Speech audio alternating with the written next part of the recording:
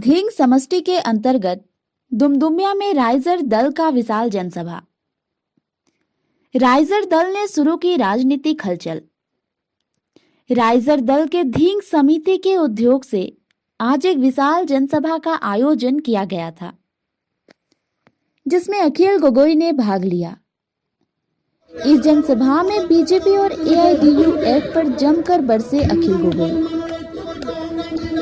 अखिल गोगोई ने कहा कि अगर आगामी 2026 राइजर दल सत्ता में आती है तो जनता को उपहार के तौर पर नया आसन दिया जाएगा।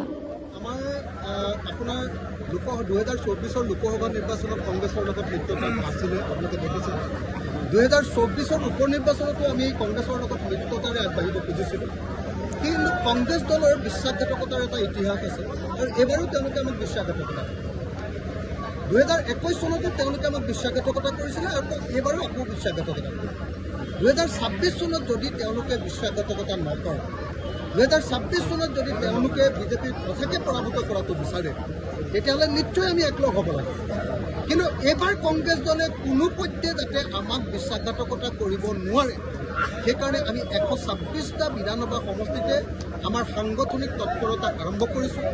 আমি প্ৰাৰ্থী নিৰ্বাচন কৰিছোঁ আৰু যদি কংগ্ৰেছে বিশ্বাসঘাতকতা কৰে, কংগ্ৰেছে যদি বিজেপিৰ পৰিচালনাত কৰি আমাৰ ঐক্যমঞ্চক যদি ভাঙি দিব খোজে, আমাৰ বিৰোধী ঐক্যমঞ্চ বা সন্মিলিত অসম সন্মিলিত মৰ্চাক যদি ভাঙি দিব খোজে, তেতিয়াহ'লে এইবাৰ কংগ্ৰেছকো বিজেপিৰ সমানে শিক্ষা দিবৰ কাৰণে আমি আগবাঢ়ি যাব খুজিছোঁ।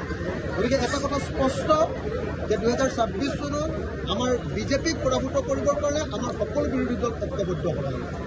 আমি বিৰোধী দলসমূহৰ ঐক্যবদ্ধতাৰ পক্ষত আছোঁ, কিন্তু কংগ্ৰেছে যদি এইবাৰ বিদ্ৰোহ কৰে, এইবাৰ যদি বিশ্বাসঘাতকতা কৰে, অসমৰ ৰাজনীতিৰ পৰা বিজেপিৰ নিচিনাকৈ কংগ্ৰেছকো এইবাৰ ব্ৰহ্মপুত্ৰত দলিয়াই দিয়া। মই সেইকাৰণে স্পষ্টকৈ ক'ব খুজিছোঁ 2026 চনত আমি বিজেপিক ব্ৰহ্মপুত্ৰত দলিয়াই দিব খুজিছোঁ।